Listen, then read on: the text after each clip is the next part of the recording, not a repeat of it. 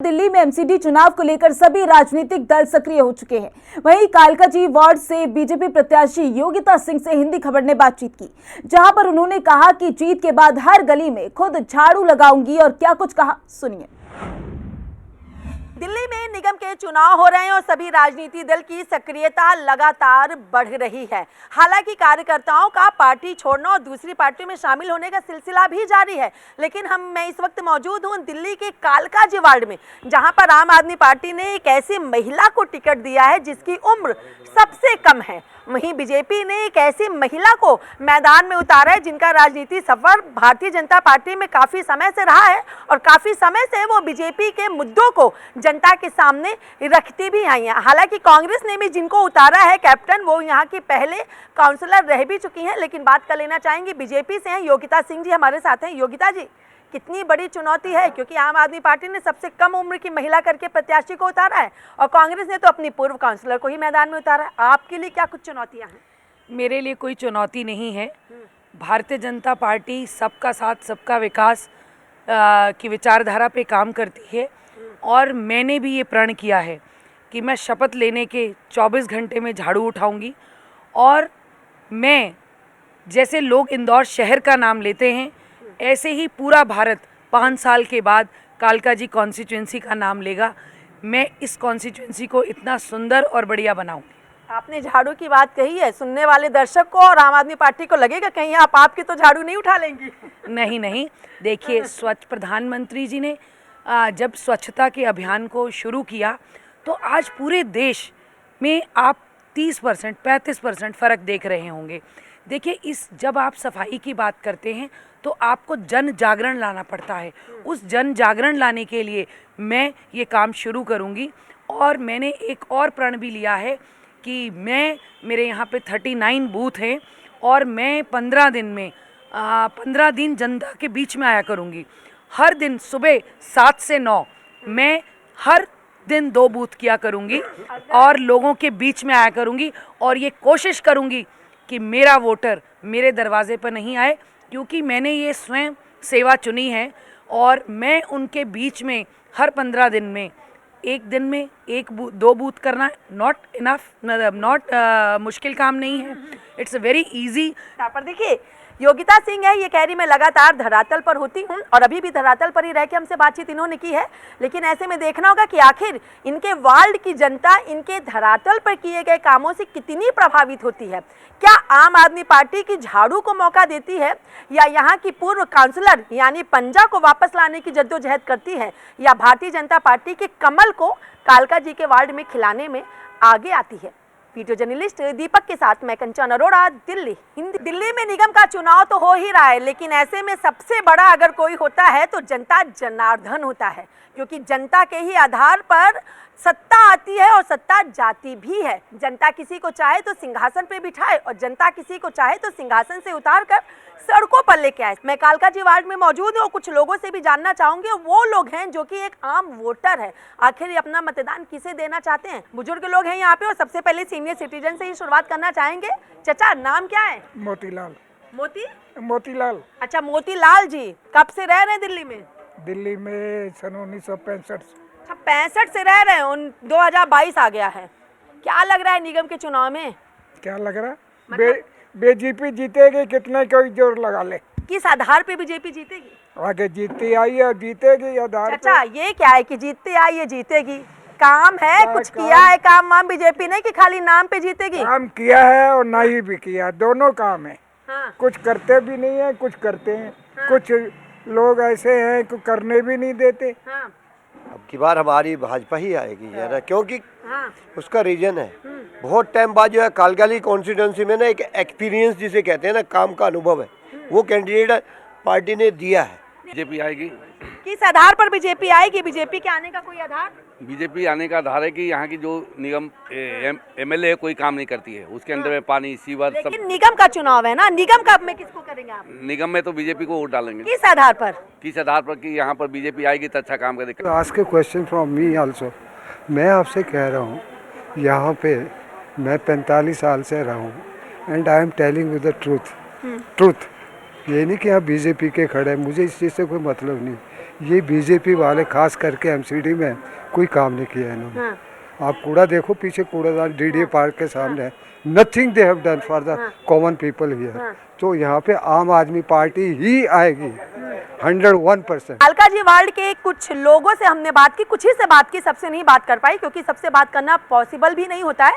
लेकिन ऐसे में कुछ लोगों ने स्पष्ट कर दिया कि हम बीजेपी को वोट देंगे क्योंकि हम कट्टर बीजेपी वाले हैं। कुछ ने इस बात को स्पष्ट किया कि हम अनुभवी प्रत्याशी के आधार पर अपना मतदान करें। आखिर यहाँ की जनता 4 दिसंबर को पंजा पर अपना बटन दबाती है, कमल को खिलाती है या झाड़ू के माध्यम से निगम की सफाई कराती है। वीडियो जर्नलिस्ट दीपक के साथ मैं कंचन अरोड़ा, दिल्ली, हिंदी खबर।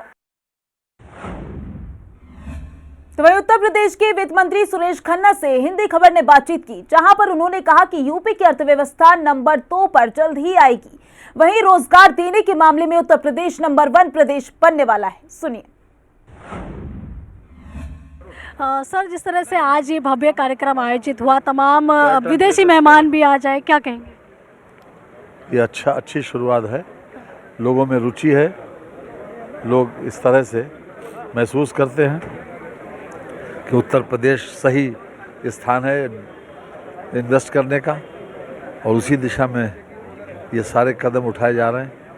और हम उम्मीद करते हैं कि ज़्यादा से ज़्यादा इन्वेस्टमेंट, हमने 10 लाख करोड़ का टारगेट रखा है, उम्मीद करते हैं कि टारगेट से ज़्यादा अचीवमेंट हो जाएगा। सर, करोड़ों में आवेदन आ रहे हैं इन्वेस्टर्स के। आ रहे हैं, बहुत उत्साह है। सर, इस बड़े टारगेट को कैसे पूरा करेंगे? कुछ खाएंगे नहीं? सर, इस बड़े टारगेट को कैसे पूरा करेंगे? पूरा करेंगे। उत्तर प्रदेश में बहुत पोटेंशियल है, एक बहुत बड़ा कंज्यूमिंग स्टेट है, 25 करोड़ की मार्केट है, अनुकूल वातावरण है, लैंड ऑर्डर सिचुएशन बेटर है। सर, क्या लग रहा है केवल ना केवल इससे उत्तर प्रदेश वासियों को रोजगार मिलेगा, बल्कि आसपास के राज्य वालों को भी रोजगार निश्चित रूप से रोजगार के अवसर बढ़ेंगे, बहुत ज़्यादा मिलेंगे। चलिए, धन्यवाद। तो आप सुन रहे थे वित्त मंत्री सुरेश खन्ना जी को। कैमरा अजीत के साथ आंचल यादव, हिंदी खबर, नई दिल्ली। तो वहीं हिंदी खबर से बात करते हुए एनडीएमसी के वाइस चेयरमैन सतीश उपाध्याय ने कहा कि आम आदमी पार्टी जो अभियान की शुरुआत की है उससे कुछ होने वाला नहीं है। बीजेपी निगम में अपनी सरकार बनाएगी। सुनिए। एमसीडी चुनाव को लेके जहां सभी राजनीतिक दल सक्रिय हो चुके हैं, वहीं आम आदमी पार्टी ने सरकार केजरीवाल की पार्षद केजरीवाल का अभियान की शुरुआत की है। बात कर लेना चाहेंगे एनडीएमसी के वाइस चेयरमैन सतीश उपाध्याय जी हमारे साथ हैं। सतीश उपाध्याय जी हैं।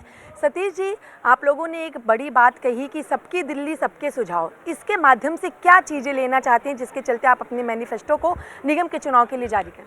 देखिए, सबकी दिल्ली सबके सुझाव से मेरा मतलब है दिल्ली में रहने वाले जितने भी स्टेक होल्डर्स हैं, वो चाहे RWs हैं, चाहे पॉश कॉलोनीज़ हैं, चाहे गांव के लोग हैं, और चाहे झुग्गी झोंपड़ी के लोग हैं, चाहे वो अनऑथराइज कॉलोनी, ये सब स्टेक होल्डर्स हैं। तो उस स्टेक होल्डर से, और दिल्ली के युवा, दिल्ली की महिलाएं, ये सभी लोग, दिल्ली के सीनियर सिटीज़न, इन सब स्टेक होल्डर से हम सुझाव ले रहे हैं। लगभग 61,000 से ज़्यादा सुझाव हमारी वेबसाइट पर आए हैं, और हज़ारों की संख्या में हमको अलग अलग लोगों ने, स्टेक होल्डर्स ने हमसे संपर्क किया है। पर्पज़ यही है कि हम जन आकांक्षाएं जो हैं, जनता की जो इच्छाएं हैं, जनता किस तरह की एमसीडी चाहती है, इसको लेकर के हम अपना संकल्प पत्र, विजन डॉक्यूमेंट बनाने का प्रयास कर रहे हैं। और यही हमारा पार्टी का धर्म भी है कि हम जो लोग चाहते हैं उसको नगर निगम में लेकर के आए। आपने कहा कि आपने संकल्प पत्र, चाहे घोषणा पत्र या जो भी चीज़ की, उसके एक बिंदु को लेकर आज आपने चर्चा की है कि एमसीडी निगम के ऐप को आप लोग लॉन्च करेंगे, जिसके माध्यम से पूरी जानकारी एक फ़ोन पर ही लोगों के हो जाए। ये क्या, किस तरीके से ऐप? देखिए, हमने कहा है कि फर्स्ट 100 डेज़ में 31 मार्च तक हम माई एमसीडी ऐप और माई एमसीडी ऐप को लागू करेंगे, जिसमें 100% डिजिटाइजेशन, 100% ई गवर्नेंस और जितनी भी सुविधाएं हैं वो नागरिकों को निगम के कार्यालयों में भागना ना पड़े, जाना ना पड़े। उनको अगर कोई कंप्लेंट करनी है, उनको कोई अपनी फॉर्म डाउनलोड करना है, उनको अपनी कोई जो उनके चार्जेस हैं वो उनको भरने हैं, तो पूरी तरह से वो मोबाइल के जरिए से फेसलेस हो जाएगा। और फेसलेस जब हम कहते हैं तो फेसलेस होने का ट्रांसपेरेंसी आती है, उसमें आप किसी भी तरह का भ्रष्टाचार उसमें नहीं होता है, पूरी पारदर्शिता होता है। तो निश्चित रूप से ये हमारा लक्ष्य है और निगम पहले भी डिजिटाइजेशन कर रहा था, लेकिन इसको हम लेटेस्ट लेवल पर जो मॉडर्न टेक्निक है उस पर लेकर चलिए, बहुत बहुत शुक्रिया। हमने बात की एनडीएमसी के प्रेसिडेंट हमारे साथ थे बीजेपी के सतीश उपाध्याय जी। तो जिस तरीके से निगम के चुनावों को लेकर लगातार सियासत हो रही है और इसी के बीच बीजेपी ने अपने मैनिफेस्टो के एक पॉइंट को आज जारी किया है माई एमसीडी ऐप के माध्यम से, जिससे पूरी तरीके से फेसलेस सुविधाएं दिल्ली की जनता को मिल सके। वहीं आम आदमी पार्टी के प्रचार वाहन कूड़े के पहाड़ों को लेकर के उन्होंने स्पष्ट किया कि आम आदमी पार्टी में जो कूड़े का भ्रष्टाचार है वो खत्म होना चाहिए। वीडियो जर्नलिस्ट निशांत के साथ में कंचन अरोड़ा, दिल्ली हिंदी खबर। तो वहीं उत्तर प्रदेश सरकार में मंत्री राकेश सचान से हिंदी खबर ने बातचीत की। राकेश सचान ने कहा कि जब हमारे सहयोगी मंत्री और सीएम योगी आदित्यनाथ खुद और दोनों डिप्टी सीएम विदेशों में इन्वेस्टर रोड शो करेंगे, तब विदेशी इन्वेस्टर्स यूपी के बारे में जानेंगे। सुनिए। हमारे साथ बातचीत करने के लिए उत्तर प्रदेश सरकार में मंत्री राकेश सचान जी। सर, आज देखिए ग्लोबल इन्वेस्टर समिट का आयोजन दिल्ली में हुआ, जिसमें 2 पोर्टल लॉन्च किए गए, एक लोगो लॉन्च किया गया। आने वाला जो कार्यक्रम है वो कितना ज़्यादा भव्य रहेगा, किस तरह से इन्वेस्टर्स जो हैं वो आकर यहाँ इन्वेस्ट करेंगे? देखिए, आज ये दिल्ली में उत्तर प्रदेश का आगाज़ है। माननीय मुख्यमंत्री योगी जी आदित्यनाथ जी के द्वारा आज इस कार्यक्रम में उत्तर प्रदेश का आमंत्रण हुआ है कि जो 10, 11, 12 को इन्वेस्टर समिति होने जा रही है, उसमें आज जो सफल कार्यक्रम है इसमें कई देशों के लोग थे। आगे हम लोग भी कार सेवा और रोड शो करके हम लोग उत्तर प्रदेश के में ज़्यादा से ज़्यादा इन्वेस्टर को आमंत्रित करने पे सफल होंगे। जो लक्ष्य 10 लाख करोड़ का है तो निश्चित तौर पे उस पर हम लोग कामयाब होंगे। अर्थव्यवस्था को टॉप 2 में लाने की तैयारी आप लोग कर रहे हैं, किस तरह से वो टॉप 2 में आएगी? वो होगी, वो एमएसएमई के सेक्टर में, जब उद्योग के सेक्टर में कोरोना काल में जिस तरह से उत्तर प्रदेश ने 80,000 करोड़ से बढ़ा करके 1,60,000 करोड़ का अपना निर्यात किया, तो निश्चित तौर पे आने वाले दिनों पे जब ये उत्तर प्रदेश में इन्वेस्ट होंगे, लोग अपने उद्योग लगाएंगे, तो निश्चित तौर पर रोजगार मिलेगा और इकोनॉमी बढ़ेगी। इकोनॉमी आप बढ़ाने की बात कर रहे हैं, वहीं हमने देखा है कि पॉलिटिकल रोड शो तो बहुत देखे हैं, लेकिन इन्वेस्टर्स के लिए ये रोड शो जो विदेश में होने वाला है योगी जी का, उनके दोनों जो डिप्टी सीएम हैं उनका, वो कैसा रहेगा? उसमें डिप्टी सीएम योगी जी और करीब 18 मंत्री जा रहे हैं और सब अलग अलग देशों में जा रहे हैं। सब जगह लोगों ने पहले से एमयू कर रखा है और सब लोग उत्तर प्रदेश में माननीय योगी जी की सरकार जो कानून व्यवस्था है इसको देख करके, जो यहाँ का इंफ्रास्ट्रक्चर है, जो हमारे एक्सप्रेसवे है, सबको देखते हुए आज उत्तर प्रदेश की तरफ लोग आकर्षित हैं और अपना इन्वेस्ट उत्तर प्रदेश में करेंगे। धन्यवाद। तो आप सुन रहे थे उत्तर प्रदेश सरकार में मंत्री राकेश सचान जी को। कैमराजीत के साथ आंचल यादव, हिंदी खबर, नई दिल्ली।